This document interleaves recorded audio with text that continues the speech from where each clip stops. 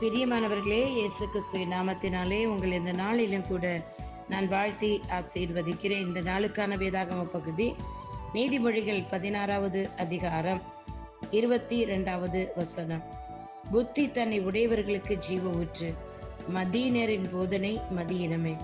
பிரியமானவர்களே, புத்தி தன்னை உடையவர்கள் யார்? ஒருவர் நீதிமொழிகள் சொல்லப்பட்டிருக்கிறது, ஞானத்தையும் புத்தியும் சத்தமிட்டு கொண்டு கூப்பிடுங்கள் என்று சொல்லி வேத பகுதி சொல்லியிருக்கிறது. யார் ஒருவர் புத்தியை பெற்றுக்கொள்கிறீர்களோ, ஞானத்தை பெற்றுக்கொள்கிறீர்களோ, அவர்களுக்குள்ளிருந்து ஜீவன் நீரூற்று புறப்படும் என்று சொல்லி வேதம் சொல்லுகிறது.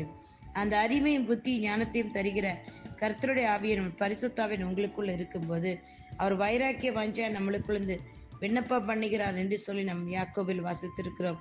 எனக்கு அருமையானவர்களே, பரிசுத்தாவின் உங்களுக்குள் இருந்தால் நிச்சயமாக அந்த பரிசுத்த ஆவியானவரை உடைய உங்களுக்குள் இருந்து ஜீவ ஊற்று புறப்படும் என்று சொல்லப்பட்டிருக்கிறது.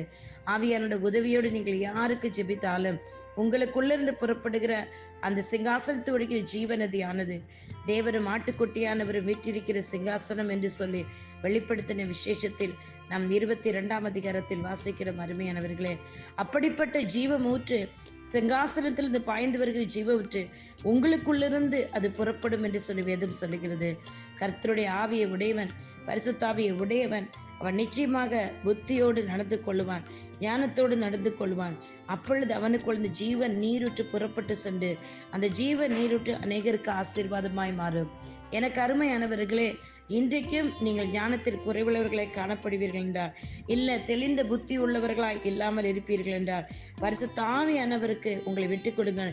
பரிசுத்த ஆவியானவர் உங்களுக்காக வைராக்கிய வாஞ்சியாய் விண்ணப்ப பண்ணுகள் மட்டுமில்லாமல் உங்களை கரெக்டான பாதையில் நடத்துவார்.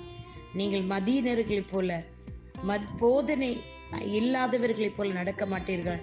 சரியான போதிக்கிற மனிதர்களோடு கூட கர்த்தருடைய ஆவியான வழிநடத்தி உள்ள மனிதர்களோடு இணைந்து கொள்ளுங்கள். நிச்சயமாக அவர்களும் உங்களை ஆவியான உதவியோடு வழிநடத்துவார்கள்.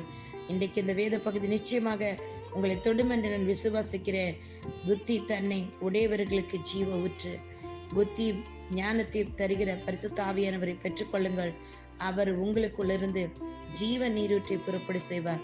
நீங்கள் மட்டுமல்ல, உங்க குடும்பத்தினரும் உங்கள் உறவுகளும் இந்த ஜீவ நீரூற்றை குடிப்பார்கள். கர்த்தர் தாமே உங்களை ஆசீர்வதிப்பாராக. உங்களுடைய சகோதரி இவாஞ்சலிஸ்ட் ஷீலா ரொசாரியோ. ஆமேன், ஆமேன், ஆமேன். God bless you all.